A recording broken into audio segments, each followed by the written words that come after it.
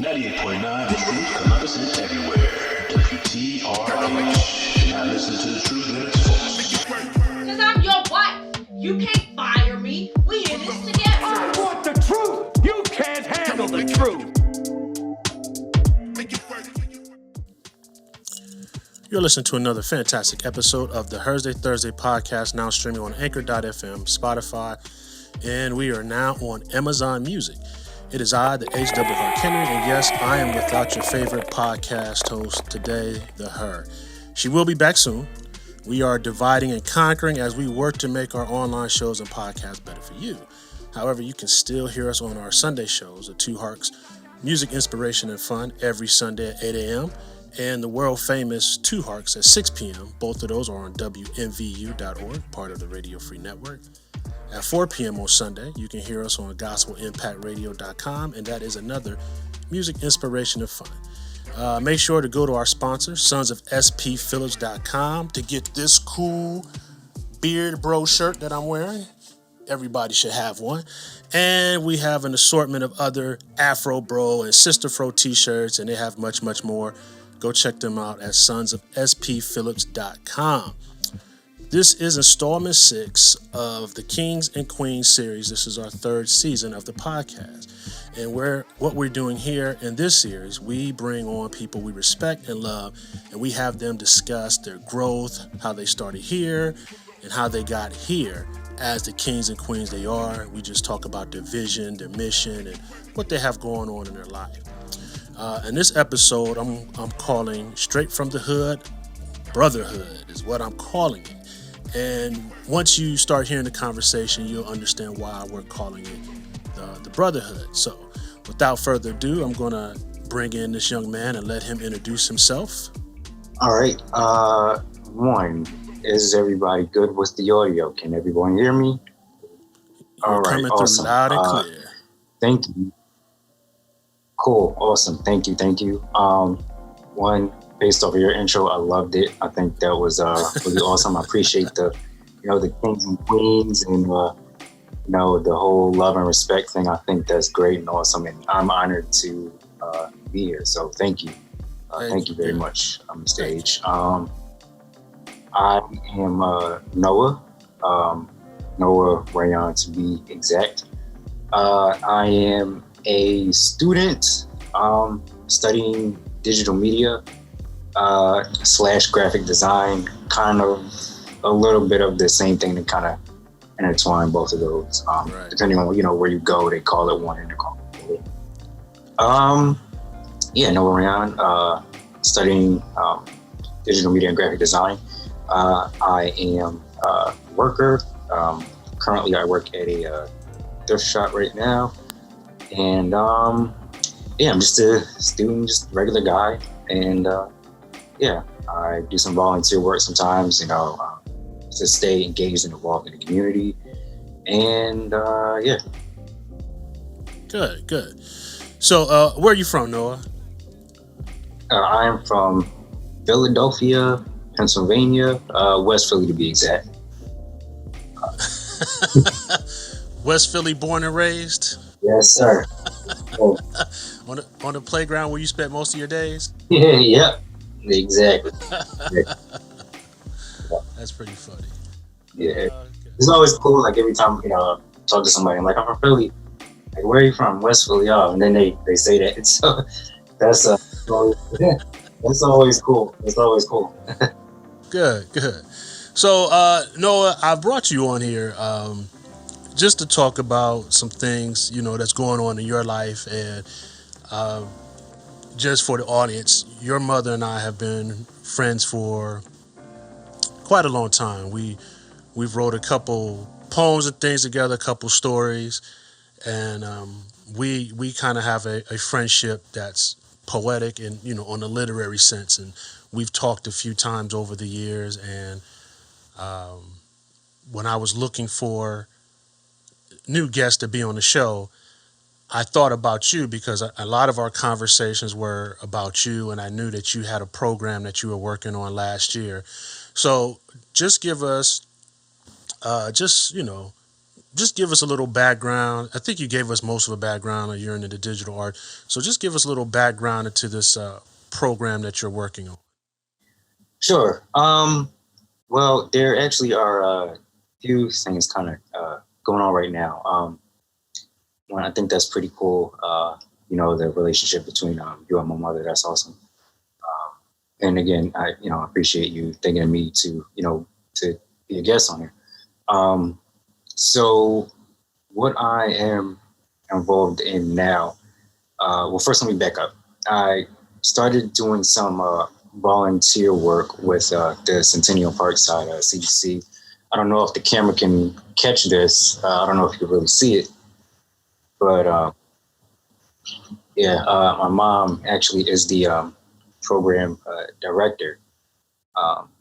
So just kind of seeing, different things that, she's doing, kind of inspired me to, just want to like be involved. And I've kind of, even like before that, I've always been interested in getting involved in different things from a young age, to now, just like, to stay engaged, with everything going on just in society and, my immediate community. But to fast forward to get to everything now, specifically, what's going on now is the Black Men's Conference. And that is what I'm a part of now. So to kind of give a little bit of a background of what it is, ultimately, to give the sum up, it is a space for Black men like myself and you and others it's a space where we can feel comfortable. It's a safe space. So it kind of started out, I guess I will say time-wise, kind of when the pandemic kind of hit and, everything kind of happened with COVID and we weren't able to meet in, person because of all of the, restrictions and, everything like that. So it ended up being like a meeting, just like a Zoom meeting, kind of like we're doing now. But some of the other volunteers and myself, and then started like that. And we would grab, a couple of friends if we knew people here and there, and we'd be like, hey, we're gonna get in this group chat. And it ended up being like a weekly thing. So every Thursday we would get on for about an hour and we would just talk. We would speak on, different things that we noticed in our immediate community. We would speak on, just how we were personally feeling, whatever we saw like in the media, just all kinds of different conversations. And again, that was weekly. And basically one day we just kind of decided, well, why don't we try to meet up? And ended up doing that. And then it kind of started to turn into, why don't we try to just put this program together and call it the Black Men's Conference, which we already came up, we already came up with the name for it, when we kind of did it, but we decided to actually have it, have like an event. And basically with the physical event, there'd be different like vendors going on. So different things that we would discuss in our chat, we kind of would see if we can get people to come out and do that. So we would have, poetry readings, some public speaking. There was like a, like a workout thing, like a positive like meditation kind of thing. Cause that was one thing that we would do before every session. We would kind of just, and ironically, we did it today too. I don't know if I spoke on this already before we started to record, but I just came from a video shoot, which ended up happening because of the Black Men's Conference, and I'll get into that a little bit later. But ironically, again, that was one of the things we did. We kind of did like the meditation thing, just kind of took a breath and spoke some positivity out there until we started to shoot, and that is what we did before every Zoom meeting. So back to sorry if I'm kind of all over the place with this. No, it's so but, fine. you know, back to It's fine. my brain kind of just goes like that sometimes. But back to the physical event of the Black Men's Conference. We had that out there. Except there was live music. There was it was a little bit of everything, but it was a space ultimately for the for us, like as a community. We get people, just different individuals coming out. Like I said, some public speaking, different people, artists coming out, just all kinds of different stuff like that. So that's what we currently are doing now. We had our first one, and we're working on our second one, and that should be coming up sometime, say like towards the fall. We don't have an exact date yet, but sometime in like September. That's kind of considered going towards the fall. Yeah, that's what's going on now. So I guess I'll get into the film since that was connected with that. We are working with the Reawakening Agency, and that is there's a guy by the name of Radi, and we are working with Reentry Man. He is a reentry individual himself, and basically, not to downplay with the word basically, but it's a film to kind of document the journey of the men reentering society, and yeah, that's what that is. And so today, not to give too many spoilers, but we were working on what we were calling like I'll just say a group shot. We were doing a group shot, and so I was a part of that, and that was really cool to be a part of. One of the members of the Black Men's Conference is actually one of my friends who I went to college with, and I just called him in and see if he wanted to get involved, and he did. And to make a long story short, he's been with us, ever since. And we are both working on scoring music for that. I'm also into music. I don't know if I mentioned that earlier. I'm into like music and all that kind of stuff too. But he's also into music, and so we're both collaborating on scoring that, and that's been a pretty cool journey. It's been fun. The whole entire experience has been a really good one. So shout out to him. His name is Jameer. So shout out to Jameer. Shout out to Rick and Steve, who are pretty much directing and filming. Shout out to all the entry men, everybody involved, the people from the community who are coming in as extras, or just people just being involved with the whole project. Shout out to that. Shout out to them and just the whole overall scene. And yeah, I'm very grateful to be a part of it. Right.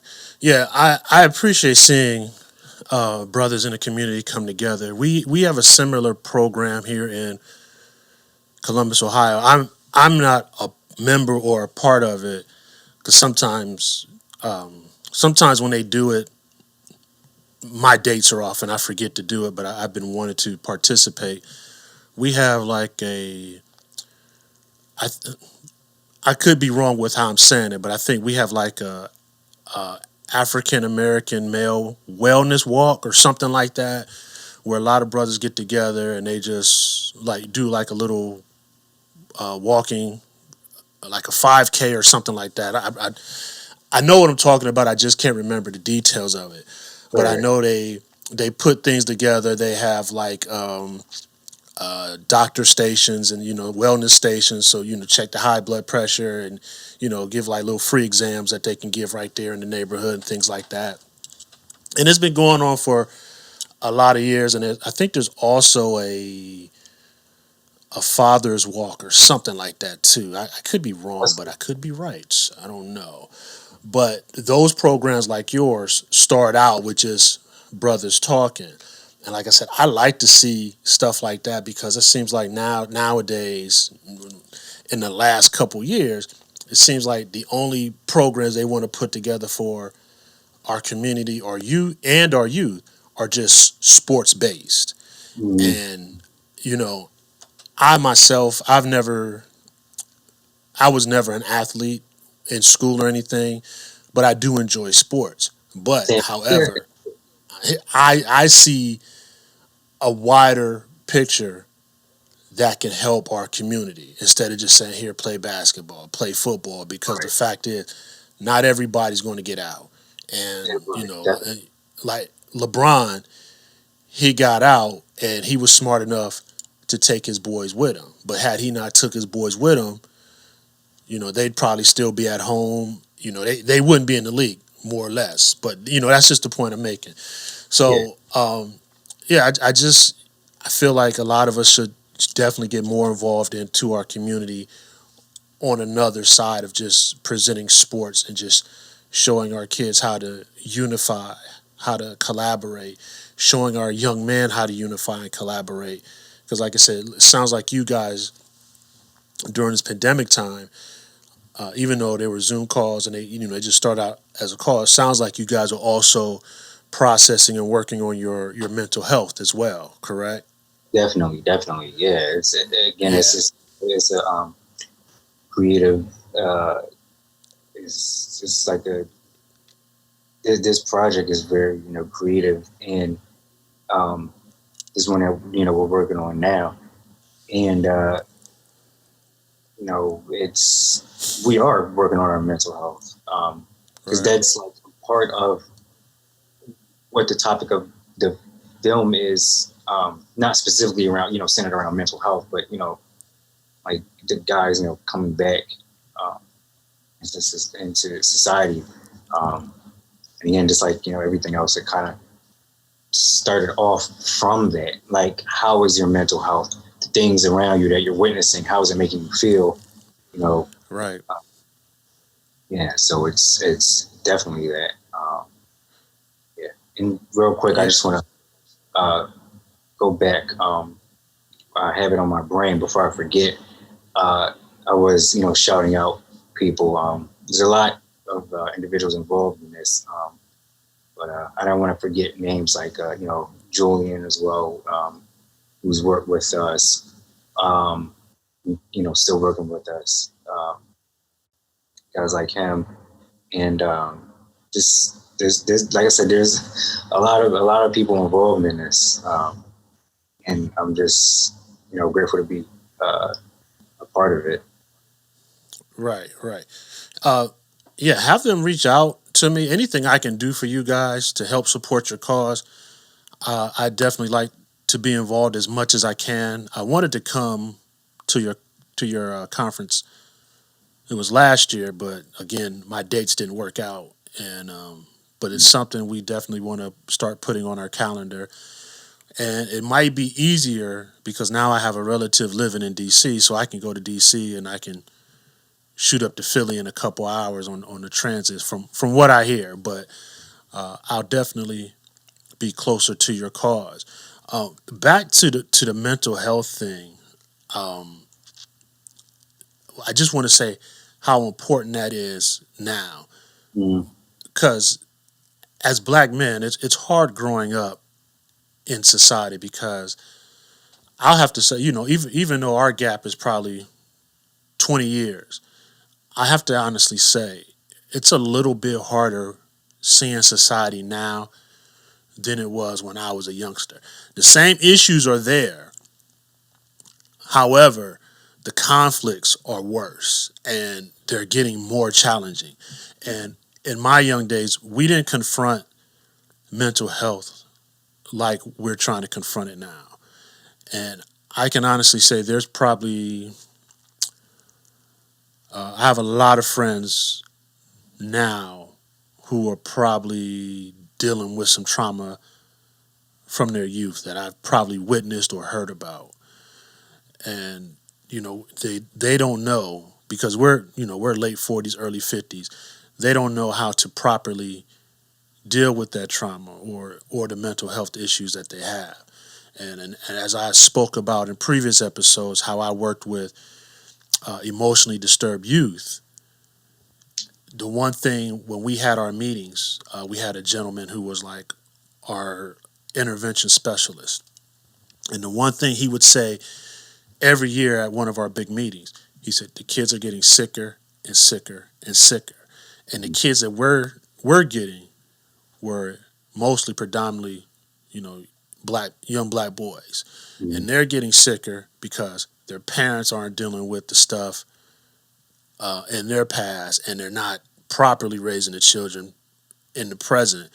And the kids are just getting sicker and sicker and sicker. And the cases and the diagnosis of these children in my 15 years have gotten worse. And I just feel like it's just a product of just us. It's just part of the product of us just not dealing with the mental health. And in the news, you can still see it, man. The gang violence is getting a little worse. And I think, a lot of this trauma, not just in our communities, but in the white communities, they're not dealing with reality or trauma properly, because now you just got random 20-year-olds and 18-year-olds grabbing guns and just shooting up neighborhoods, guns that their parents had given them. Yeah, or not. Yeah. I don't know if you heard about this, but this is on the news. I don't have exactly all the details because I kind of walked in on the tail end of it, what I was seeing on TV. Right. But there were talks about possibly just citizens being able to just literally just carry, people just being able to just straight up carry, everybody, it would just be allowed. Right. Which I think is crazy. I honestly don't even know what to say about that. There's just, I feel like we are living in we're living in some movie or some kind of game, Right. Yeah, in Ohio, the governor just signed a order or law or whatever it is a couple months ago, saying that you no longer need to have a concealed carry, because before you had to take the concealed carry, you had to get a permit, and you had to get the permit in order to use the gun and all that. And he just wrote that away, and it's confusing to me that the worse and worse the gun problem gets, the easier they're making the access. And the solution to the gun problem isn't more guns on the street. Right. The solution to the process is limiting the guns on the street. And it's just nobody wants to hear that conversation, but that has to be said. Mm-hmm. And they always want to cry the Second Amendment. Well, I get the Second Amendment, but I think it needs to be reevaluated due to the time when it was written and what was going on at the time versus right now. Because Second Amendment was, allowing citizens to arm themselves as militia in case the government or somebody else comes in. Okay, well, these militias most of these militias that's coming out are against the government or have their own agendas.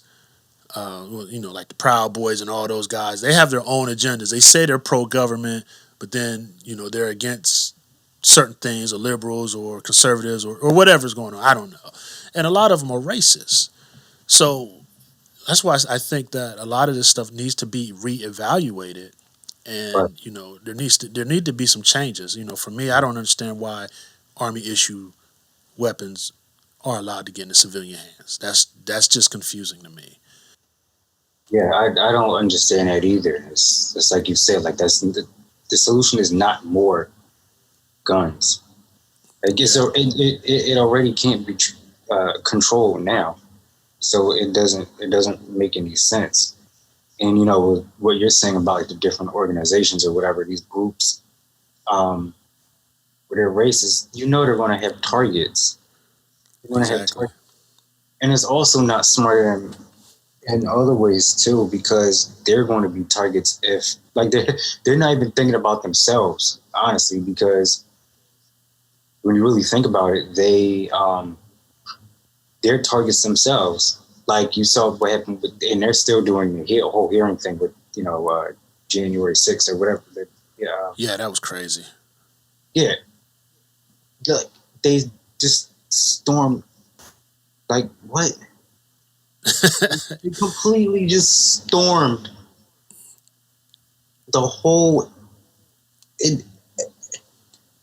I can't. It's just. Yeah. I'm honestly speechless because I don't even know what to say. Like that.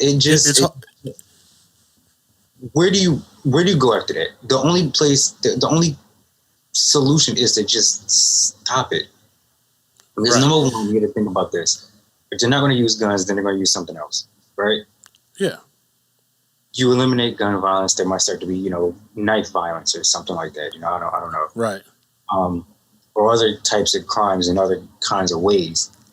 With certain individuals with certain mentalities or mindsets, taking away their guns, honestly, that's not going to stop them, but it could, how do I put this? It can sort of repel it somewhat, maybe. Right. Right. It's just not smart. It honestly just doesn't make any sense. Right. Yeah, the January 6th incident, it's still hard for me to fathom that happened. Because I actually sat right here and watched it, and I was just Twitter fingers was going crazy on Facebook. I'm like, man, y'all. At first I didn't believe it. Then I was like, hold up, these fools just scaled the wall, and I'm like, yeah, and I'm just like, I can't believe this is happening in our time. Exactly. Again, it's like watching some game or or a movie or something. And the thought that came to my mind is, what's going to be next? Is it going to be like, what is it, The Purge or something like that? And I'm serious, not necessarily. Yeah. I didn't actually see the movie, but based off of the previews, seeing like where they say, "Oh, you can go out and do whatever," not specifically on that level where they say you're allowed to do this or that, but more so if they just like you said, they completely scaled the entire building. They just bum rushed it. They went in, started destroying everything. You didn't with the intent to kill. That can't stop. If that can't be stopped, then what else? What else is there? Right. Everything going on. People are just going to start going out and randomly going crazy. Like we didn't know what kind of riots were going to break out that day or the next day. If they were going to start traveling to different areas, we didn't know what was going to happen, and we still don't technically, because they're talking about all of this now. For all we know, they could be playing something else. You know? And it says a lot about the country, because going back to our communities, when we go out to express our First Amendment rights, there's army tanks out there. There's police in force, and they're packed to the gills in army issue, and they're shooting smoke bombs and rubber bullets at us, and there was none of that. And as a black man watching that, like I said, it's still hard to fathom that it happened, especially when I look at things that's happened in other communities, and these people protest, and people are driving through crowds and cars, and the police are doing things, and then these people virtually scaled the wall, except for one person, where they virtually went inside the Capitol untouched, except for the one lady who got shot. And and then that's flipped. She's she's a patriot. I said, no, she's a terrorist and a criminal. And the people in my community were just upset. And that again, that goes to affecting our mental health, because now we're like, where's the line of equality in these situations? Where's our value when it comes to things that happens in our community versus that incident on TV that's like on a national scale because you attacked our capital, which hasn't been done since like what, before the Civil War or something like that. And you know, they were going in there to hurt people. Yeah. It's just like you said, it's just crazy, and it's weird, and I don't know if this is because I am in this era, so I've seen what I've seen, or whatever. But I was surprised, but I wasn't surprised, if that makes any sense, because I kind of saw, I was shocked, but I wasn't at the same time. Because honestly, I kind of saw the buildup. Like that might sound weird, but I saw the build. I did not specifically, towards them attacking like the Capitol or whatever, but I just saw the buildup, because it was okay. Well, you see this going on, you see the riots, you see, the former president, that guy being how he is, encouraging people, amping people up, whatever way, shape, or form that is. And for me, just witnessing all of that, I just kind of like, I felt the bubble. I kind of saw it coming, because it was just kind of like, all right, what is going to happen next? Like I said, we kind of saw the riots already. We saw just everything from different directions, including social media. That played a huge role in a lot of stuff. And, especially with the former president being very present on there. Again, that's a platform that those groups will use to group up, and figure out whatever they're going to do, and just go crazy. And but overall, all of that mixed together, it was like a volcano eruption. Just all of this stuff going on. Like how the volcano works, and it's all of this, however the volcano works. It's like all the stuff that's inside of it, and then it just boils up and it just bubbles by itself, and it one day it just explodes. That's Right. what I saw happening. And you're exactly right. And I feel like with him, it started the day he went in office, and I think he honestly knows that. I think he gets a thrill on that stuff.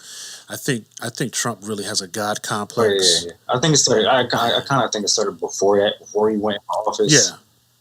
Yeah. Just because it was like, if you really look at it, it was boiling up then. Bubbling up then. All of his supporters and just everything going on in general. Because a lot of this started with like the whole Black Lives Matter.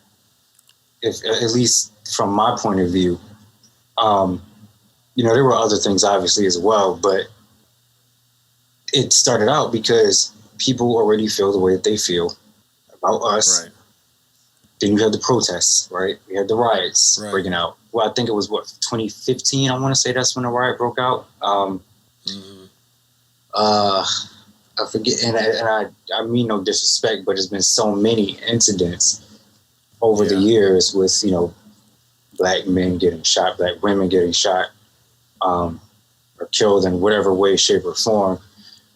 But 2015, I don't want to get the name wrong, but the 2015, I believe, is when that riot hit, and then we really, really, really started to see the Black Lives Matter kind of more so publicly become a thing. Matter of fact, while I am on here, forgive me for looking down, but I'm actually going to look at it now. I can Google it. Yeah, I I think it was think it goes back. 15 when back. I want to say Freddie. Freddie Gray. Yeah, Gray. I want to say Freddie Gray. I could possibly be wrong. I thought it was a little bit earlier than him. I know when Trayvon Oh, yeah, got shot, Trayvon. Yeah, Trayvon. everybody was like, Yeah, "Hold up." definitely that. But I'm more so talking like when the straight up like riots and the protests and stuff started. Right. Um, Yeah. to, Yeah, I know what you're saying.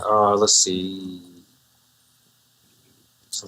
Because 2015 Black Lives Matter protests. Time. Yeah. I don't know, but I think I would have to kind of go deep dive in here. But I think you kind of get where I'm coming from with that. But right. Anyway, the point is the bubble up. It was early. I think it was really like way early on.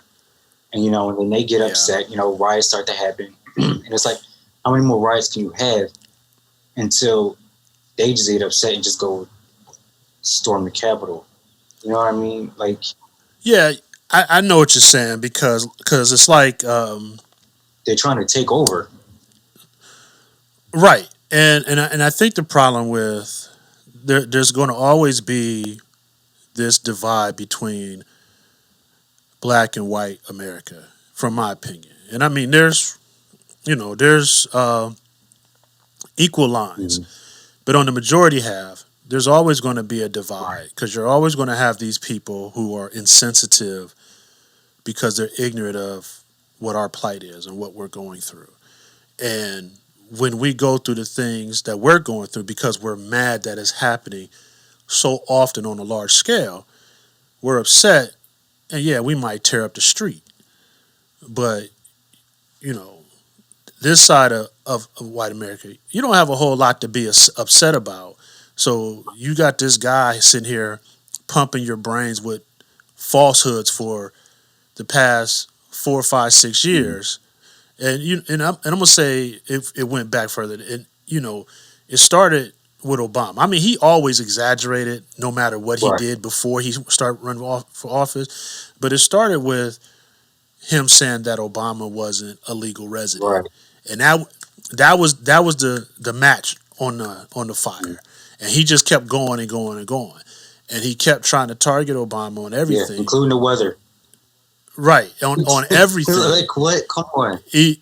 No matter how profound, and then when it was proven not true, he just kept going. He found something else. He just started targeting other things, and it just kept escalating. Then when he finally got in office and got what he wanted, he's burning up, and he just keeps exaggerating truths. And like I said, that side didn't have anything to be upset about, but he gave them things to be upset about. He targeted that base purposely because he knew that, they're upset about having this black president. They're upset about these protests. They're insensitive and they're ignorant to what we're going through in our communities. So I'm going to just keep throwing gas on the fire. And, I've had a lot of discussions with some of my friends who are behind him, and I'm just like, hey man, there's got to be a time where you've got to sit back, you got to step back and listen to this guy, to what he's not doing correctly. He's not talking correctly, and there's got to be a point where you have some common sense in this situation. Forget his policies or whatever it is that he did that was so great. You've got to listen to how damaging his rhetoric is. And you've got to take it not at face value, but you have to dig deep into what he's doing and who he's manipulating for his base, because he was doing it from the beginning. And towards the end, when he knew he was losing his hold, he starts injecting more. He said, oh, there's going to be a riot if I lose. The country might go in turmoil if I lose. This might happen if I lose. And he pushed the button on it. Yeah. Yeah. Yeah, he pushed that button on it, so he's responsible for that. He did that. Yeah, yeah. And if you remember, like before the Capitol, it was the other situation with and they were like marching up to like the White House. Right. Now that was kind of a different situation, but the point is, like, they people took it among themselves to, do what they felt they needed to do in whatever way they needed to do it. So yeah, it's just crazy. And like I said, we definitely have to be careful now because we don't know what's going to happen next. Like, we don't know if they're going to plan something else or, how that's going to work, especially now with the media coverage of it. And there was media coverage, and then that media coverage with that particular situation started to kind of fade away, right? Like, we weren't hearing about it for a little while, and now it's coming back up. So now whatever ideas that they possibly could have come up with, now they're getting all amped up again. And with him talking about trying to run or he could do what he want or whatever, it's just going to amp him up again. And we don't know, what the outcome of that is going to be. We just, we don't know. And it's like, right. What do you do to prepare for that? How do you prepare for that? Is there a way to prepare for it? Right. Because they weren't ready for it. No, they never are. From your view, with this delicate time in our nation, in our society, what do you think? What do you think of the state of Black America at this point? Do you think our culture is in trouble? Do you think we're on the right track, or do you kind of feel like we're in a flux on a whole bunch of things? That is an interesting question. I feel like we kind of are somewhere mixed in because there are the handful of us who are trying to do the right thing, which I think that handful is actually bigger than what people realize because of what they see. I think there are more people out there trying to do, good, positive things. On the flip side, I feel like we are in a bad situation in more ways than one. I'll just kind of, leave it at that, but I kind of feel like it's kind of like a seesaw, right? Like, I don't want to specifically say it's 50-50, like half bad, half good, half on the right track, half not. But I think it kind of fluctuates a bit. I think that sometimes it can go from 60%, 40%, or even 20-80. You know what I mean? Like, I think it kind of seesaws like this. It goes, ultimately. And I think we're making baby steps towards progressing more in certain ways. But we have to be cautious not to take one step or one step forward and 5 steps, backwards. And that can happen even accidentally with the best intentions because, people have their different ways in which they think they need to execute something or this or that or whatever. Their intentions are good, you know what I mean? But everybody might not necessarily agree on whatever way, shape, or form to go about handling all of the different situations that we have to deal with, just on a daily basis as Black people. You have to think Black men have our issues, Black women have their issues. We all have our issues collectively. There's the age, there are the age differences. You have Generation Z, us, the millennials, boomers, like in the senior generation, we have to collectively try to honestly like navigate, because every individual is different. Every individual man is different from every individual man. Every individual woman is different from every individual woman. So ultimately, when all of these different personalities and different thoughts and opinions are out there, it can kind of get a little crazy sometimes. So to ultimately answer your question on whether or not I think we are like progressing and moving up or not, ultimately the positive side of me wants to say I think that we are, because I think we are more knowledgeable, especially with like technology and social media and everything like that now. Different conversations like we're having now, mental health, that becoming a thing.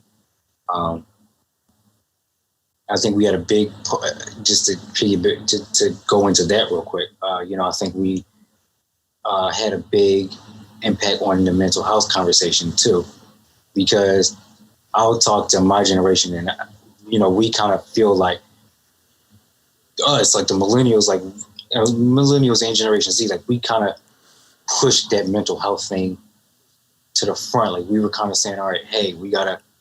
You did. You did.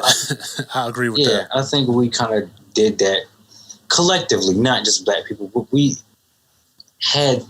I think we had the most to deal with that because of us being Black. We're like, hey, this is what we're going through. Mental health is a topic. And then, everybody kind of jumped on the mental health. I don't want to say bandwagon, but, it is kind of trendy right now, which could be both good and bad. But yeah, I think ultimately we had a lot to deal with that as, Black people.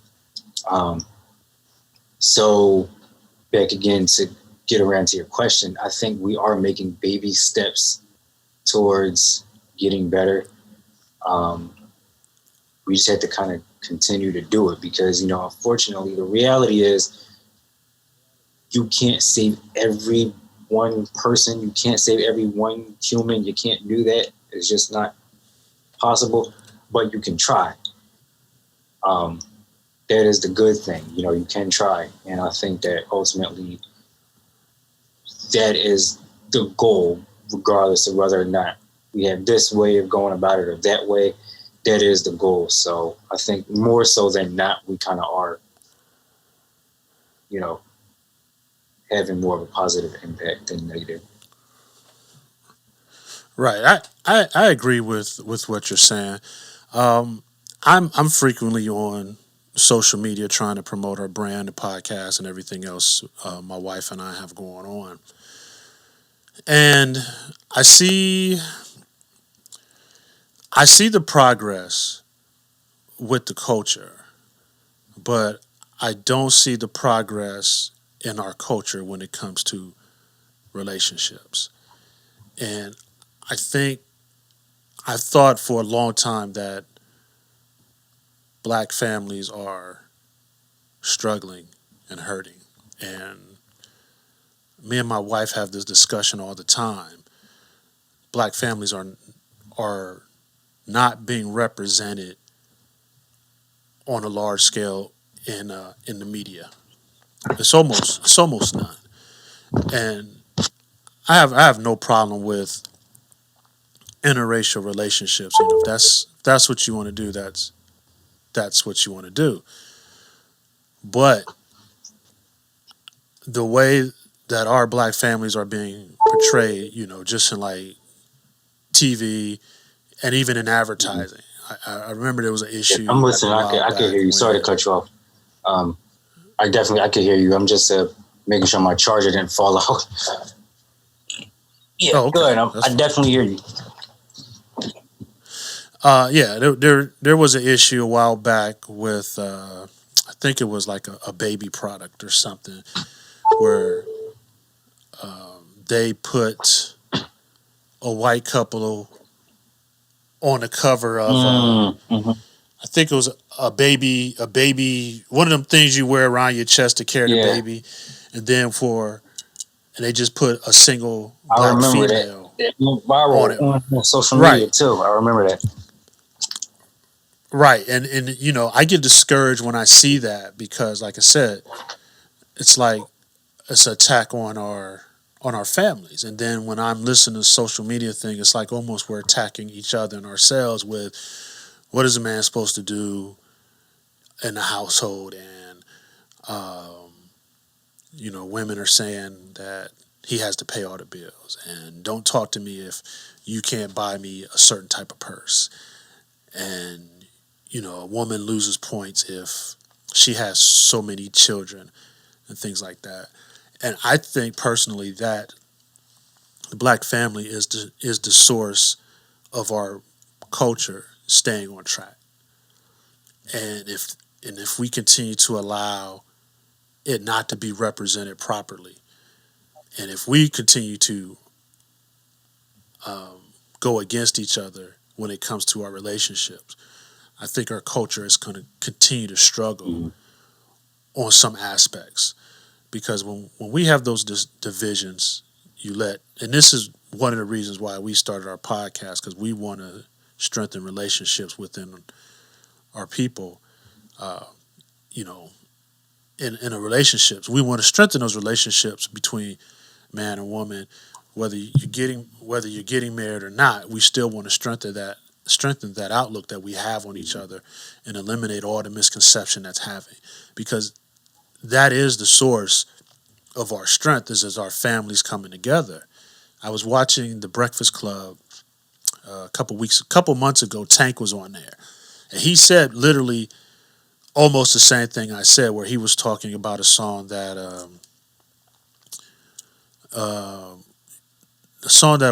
a white artist had sang something about "Stay with Me," and it went platinum or whatever. But he said, I could never make a song like that and it go as to the top as that one did, because he says the biggest threat out here to them is our families being together. So if I'm singing about a song with our families being together, stay with me, stay with your husband, stay with your wife, it's not going to sell if I sing it, because they don't want our families to be that strong in the culture. What you think about that? I think everything you're saying is true. I didn't hear that particular song or whatever, but I think what you're saying is true. They don't want to see it. I use this word. I believe there is an agenda. I believe that. It's like you said. They do it in media. I do think that there are more black couples that are together than what's put out there. I do believe that. The positive side of it, exactly. I do believe that. You do even see that on social media. People say it all the time. Right. But there are people who don't. They don't know. They don't, because they don't see it. For whatever reason. I also, I don't have like an issue with interracial relationships. I don't. Love is love, and that's cool. But I do agree that there is an agenda. It is pushed, and I do think we need more representation of us, being together. Right. And again, as far as the whole like conversation goes about like the different topics, like what the gender roles, whatever, right? Right. And that you think Right. about that, because that'll be different from other cultures versus us. That'll be even different Right. with us as Americans versus black people somewhere else, right? Some are very similar, some are different. Right. Every individual again has their thoughts and opinions about it. Every woman is not going to think the same thing that another woman thinks. Every man is not going to think the same thing that every man thinks as well. Right. So I think that we kind of have to try harder to find some kind of common ground. Now, for me, I'm not really the kind of person where I'm like, all right, kind of got to like meet in the middle. I'm kind of like it with certain situations. I should say it's either this or that. I'm kind of like that person. But when it comes to this, I do think that there should be like meeting somewhere in the middle, because how else are we going to function properly in a healthy way as couples, or even whatever kind of relationship you're talking about, right? And that could be like in a romantic relationship, you know,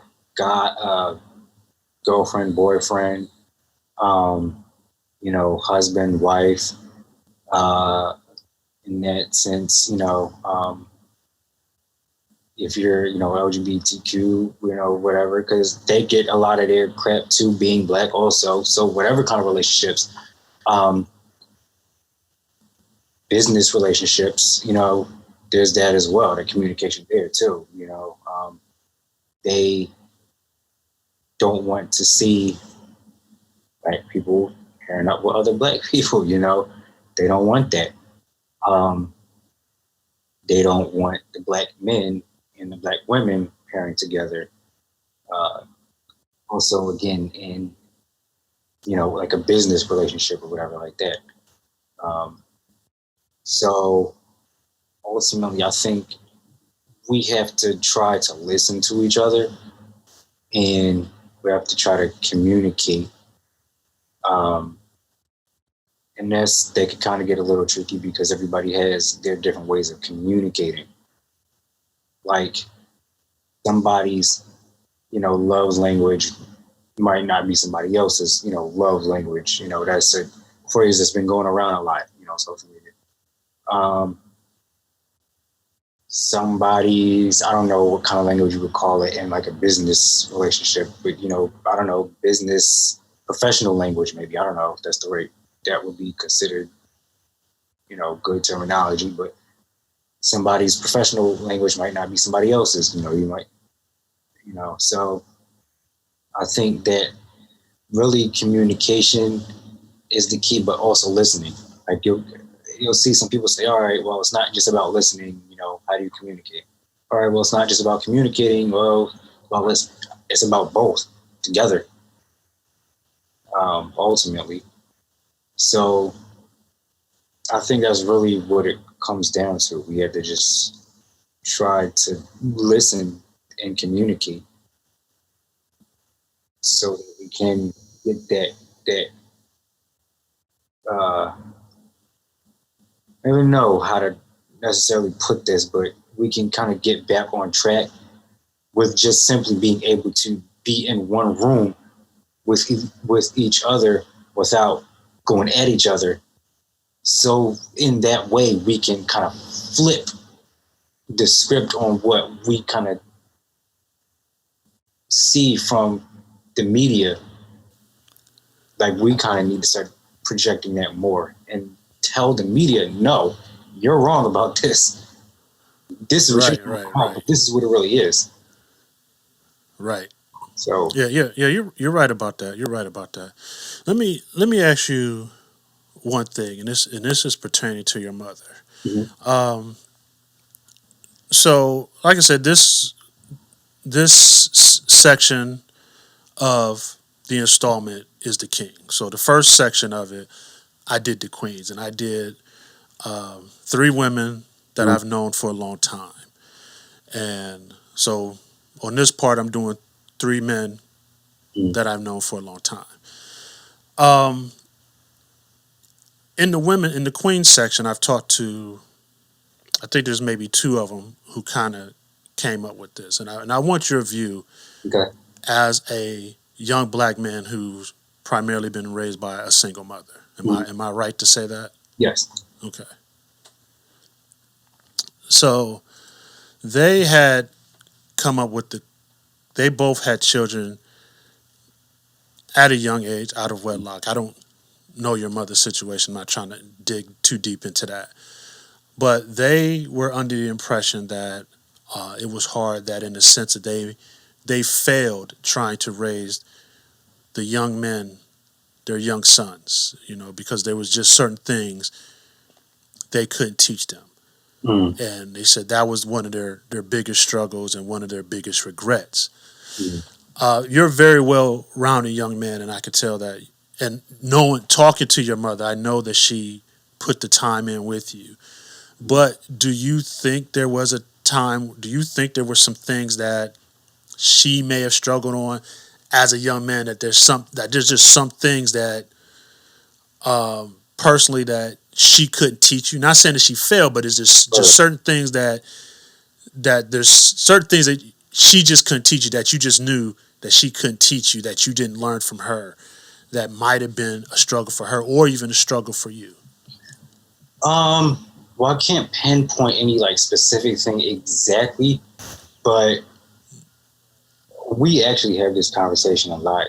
She'll say, there's certain things, I, can't teach you because I'm not, a guy or whatever like that.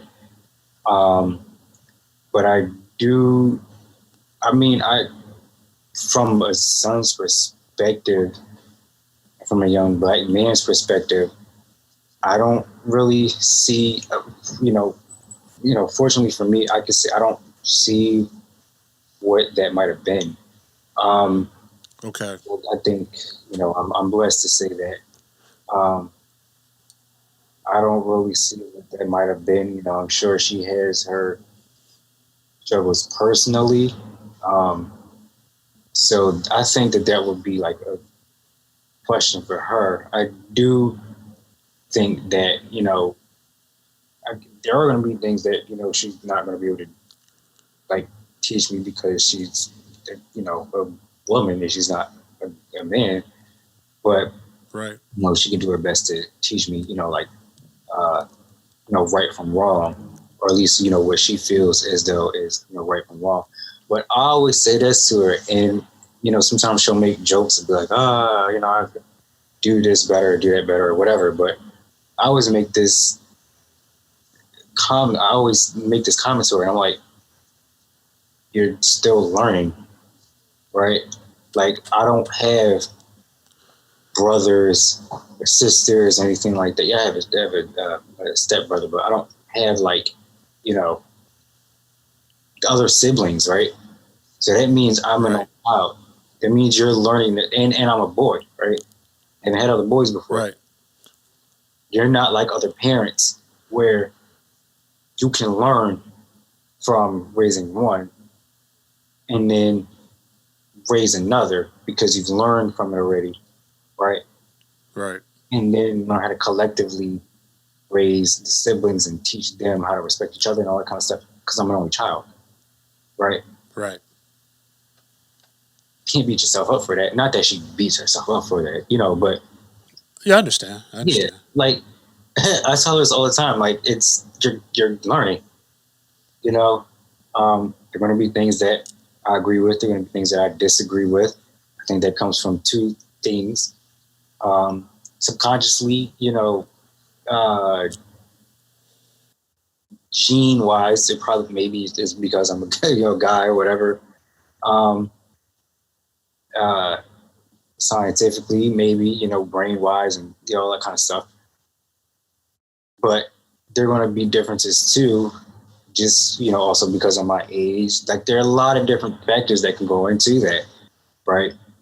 But like I said, she didn't fail. She's not failing. She's not, she talks to me about, different things, and I speak to her, and,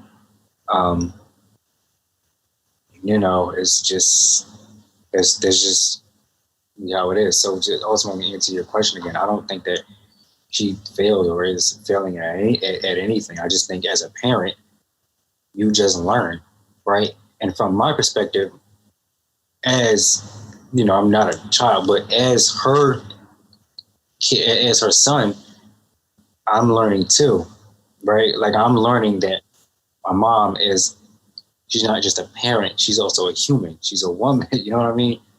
And I'm learning that as, not that I didn't know before, but just as I get older, learning new things and just paying attention to her, because I that's my mom. I pay attention. I'm aware, whatever. And we have that kind of that connection. But I'm learning about her, from her as well. So I think it kind of goes both ways, really. But I don't think she's failing or anything like that. I think she's just learning. You live, you learn. And that's, if I could say something to the women you were talking about with their kids, I would say just kind of take life as an opportunity to just kind of learn, because you're human. You're going to make mistakes. You're not perfect. Even if you had 1, 2, 3, however many kids, you're always going to continue to learn, experience after experience. So in regards to what they said with the whole, they feel like they could have done things differently or whatever. From me to them, I would say, just take it all as an opportunity to just keep learning. Right. You're absolutely right. That's a good insight on that. I just wanted a son's perspective on that, and I know it's hard to kind of see like where your mom would think she may have came up short. Not saying that she did. Right. You don't see where what you're missing. Mm-hmm. And but that also talks about that also, it's a credit to how much work she's put in, and not that my friends didn't. Right. But they just said it's hard raising young black boys. It's hard. Yeah. And if you're saying like they had them, at a young age, you're still young. You know what I mean? And Right. my mom, she wasn't young, she wasn't old, when she had me either, but they're learning, and who knows, maybe with their kids are thinking, maybe their kids might be like, all right, what can I do better? I know I think, what can I do better as a son, or just whatever, just in general. So I think it just honestly goes both ways, really. We got less than a minute, but Yeah. Yeah. That's cool. Well, Noah, I know that you got a lot going on today, and it was a delight talking to you. I've definitely learned some things, and I got an added perspective coming from you being a young man in our community, in our society. Is there any websites or any links or anything you want to share with us where we can get more information about the Black Man's Conference?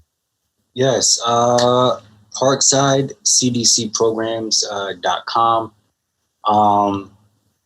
Just a quick note: when you do go on the site, it still will say Black Men's Conference 2021, because that was the recent one. But you'll get an idea of everything that goes on with that. We are going to make some changes to it, so at some point you're going to go on and it'll look different. But Parkside CDCprograms.com. Also, if you want to go to, and I don't know if you can see it, Centennial Parkside, their Facebook page, they will post up about different events and things that they have going on as well. Okay. Centennial Parkside. You said they have a Facebook page, right? Yeah. Centennial Parkside CDC. Yes. Okay. Good. Again. And also, I'm not a part of this, but just to kind of go back with what I was, speaking on earlier with, some of the other guys, Radi, he has the Reawakening Agency. Okay. If anybody's interested in checking out some stuff with that. So yeah, there's that. Also, again, I want to give a quick shout out to you, Mr. H. Thank you for coming on podcast, your wife, everybody else, whoever's involved. You two friends, just shout out to everybody. Again, shout out to everybody who is helping to work on this upcoming film project. We don't have an exact set date for it just yet, because we're still kind of filming and working on the music production and all that kind of stuff too.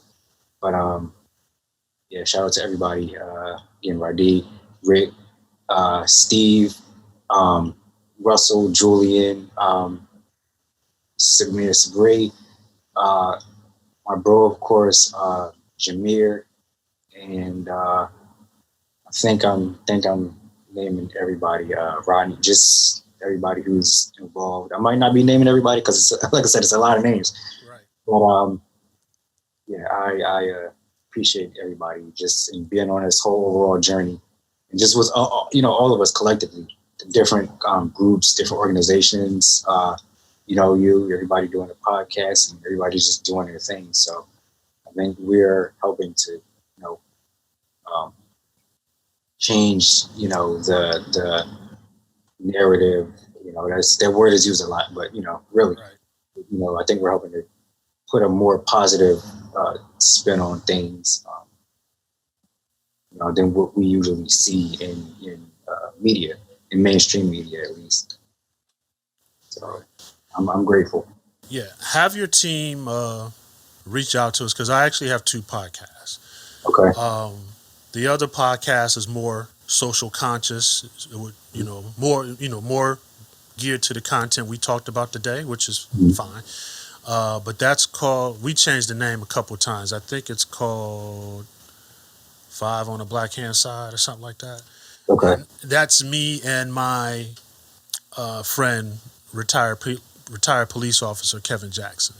So that's currently on Anchor. We got another episode that I'm still working on, and I think it'll be a good episode for the Black Men's Conference. Oh, cool. Yes. So you and any of your associates can contact you. We'll set that up, and we'll do another Zoom, and we can do a podcast on everything that you guys have going on. Awesome. Cool. I'm with it. All right. Okay. All right. So Noah, again, I thank you. When you talk to your mother, ask her about 500 miles and see if she should tell you about it. All right. Okay. And she knows what it is. And tell her to let you read my rebuttal to that. Okay. If she better still have it. She better not. Oh yeah. She better not have thrown away or got rid of or lost her. She gonna have to. I'm pretty sure she is it. At one point, she did mention that we're doing it, and then she kind of like flipped through this binder stuff, and Yeah.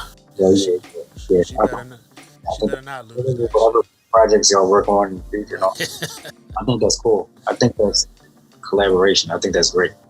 Yeah. And thank you for being a good friend to my mother as well. No problem, man. I look forward to getting to Philly soon because I want a cheesesteak. I want a Philly cheesesteak. Yeah, you gotta get a real Philly one. Yeah. And, just to put this out there about the cheesesteaks, sometimes the best cheesesteaks, well, most of the time I should say, nothing against like Geno's or anything, but the best places are around like the corner store, honestly. Well, I'm coming. either one. I think you'll be everywhere. Well, we're coming, and all I want is a cheesesteak, and then anything else, I don't care. I want a Philly cheesesteak. Yeah. Well, yeah. Geno's, corner store, any place really, you'll be good. But yeah, corner store is where it's at. All right. Well, thanks a lot, man. And always remember, everybody, you can hear the Two Harks on Sundays on WMVU.org, part of Radio Free Network, at 8 a.m. and at 6 p.m. and on Gospel Impact Network.com at 4 p.m. Those are our online radio shows. You can follow the Two Harks on IG at Two Harks. You can follow us on Twitter at MSTAJ_HARK. And we also have a YouTube and a Facebook page. Just look for the Two Harks. You'll find us. And the YouTube just plays snippets and audiograms from our shows, our segments, and even advertisements for our sponsor, Sons of SP Phillips. So again, Noah, I thank you. I appreciate you and the time you took. And everybody else, we thank you for your ears. Everyone, you have a great day. Thank you. Thank you.